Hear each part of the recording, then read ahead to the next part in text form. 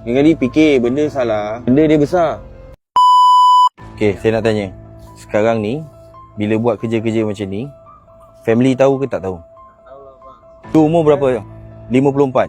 You rasa bila you buat kerja-kerja macam ni, apa perasaan anak? Malu juga. Malu kan? Lain kali sebelum buat jenayah, fikir dulu. Saya tak tahu bang, ini jenayah. Saya suruh dia hantar phone pergi Melaka collect minyak itu saja. Dia macam Kita kalau nak kerja, company besar. betul company besar kecil, Aha. kalau nak menipu-nipu aja. Tahu dalam ada barang salah kan? You tahu kan? You tak ada fikir ke? Macam mana fikir ni pun dia nak bayar duit. Macam mana nak fikir? Lain kali fikir benda salah, benda dia besar. Masuk penjara. Ini memang you, ini rezeki you lah. Kena tangkap kan? Nanti jawab dekat mahkamah lah. Okay, Assalamualaikum dan selamat pagi semua sekali.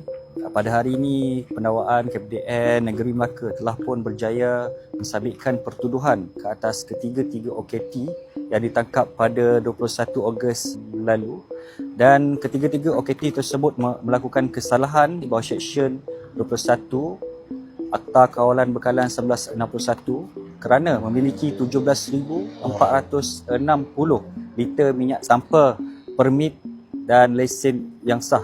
Dan jika ketiga-tiga OKT berkenaan disabitkan kesalahan, boleh dihukum dan didenda tidak melebihi RM1 juta dan penjara tidak melebihi 3 tahun. Fikirkan sebelum bertindak.